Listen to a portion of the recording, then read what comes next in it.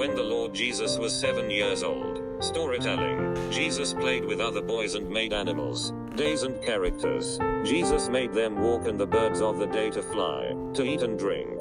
The children's parents panicked and thought of Jesus as a wizard. He went into a dye shop, threw all the cloth into the furnace, and performed a miracle with it. So the Jews praised God. Story 1. And when the Lord Jesus was 7 years old, he was with other boys of the same age one day. When they were playing, shape the clay into various shapes, that is, donkeys, cows, birds, and other figures. Everyone prides themselves on their work and strives to outdo everyone else. The Lord Jesus said to the children, I will command these whom I made to walk. Immediately they moved, and he told them to go back, and they went back. He also made figures of birds and sparrows, and when he commanded them to fly, they did fly, and when he commanded them to be still, they also stood still. If he gave them food and drink, they would eat and drink.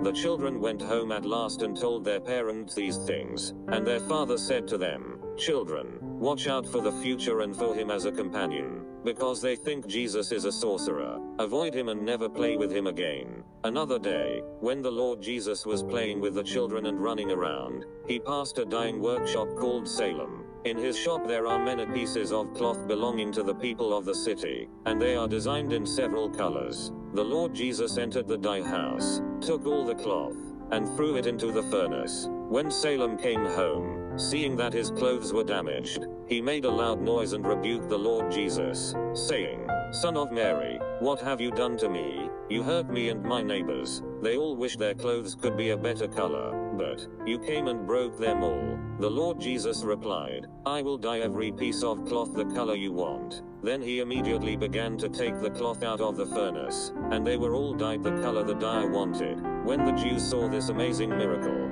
they praised God. Story 2. Christ miraculously enlarged or narrowed gates, milk buckets, sieves, or bones, none of which was crafted by Joseph, who was not good at the work of a carpenter. The king of Jerusalem ordered Joseph to make a throne for the throne. Joseph repaired it in the palace for 2 years, shortening it by 2 spans. The king was angry. Jesus comforted him and told him to pull one side of the throne, while Jesus helped pull the other side, bringing it to the proper size. So bystanders praised God. Joseph took the Lord Jesus with him wherever he went in the city, and he was sent there to make doors, or milk pails, or sieves, or boxes. Wherever he went, the Lord Jesus was with him. Whenever Joseph had anything in his work, to be lengthened or shortened, or widened or narrowed, the Lord Jesus reached out to help it. Soon it was what Joseph wanted it to be, so he doesn't need to do anything with his own hands because he's not very skilled as a carpenter. At some point, the king of Jerusalem sent for Joseph and said, I want you to make me a throne of the same size.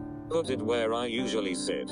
Joseph obeyed, and immediately began work, which took 2 years in the palace to complete. When he came to fix it in place, he found that it needed 2 spans on each side of the specified dimensions. When the king saw it and found that the size was not the same, he was angry with Joseph. Joseph was afraid of the king's anger, so he went to bed without supper. The Lord Jesus asked him, what was he afraid of? Joseph replied that I was afraid of losing my job because I had failed so many times over the past 2 years. Jesus told him not to be afraid and not to be discouraged. You hold one side of the throne properly, and I'll control the other side, and we'll bring it to its correct size. Joseph did as the Lord Jesus said, and each of them stood aside with force, and the throne obeyed and was brought into its proper place. The people standing by saw the miracle, and they were amazed and praised God, because the throne was made of the same wood as in Solomon's time, that is, wood decorated with various shapes and figures.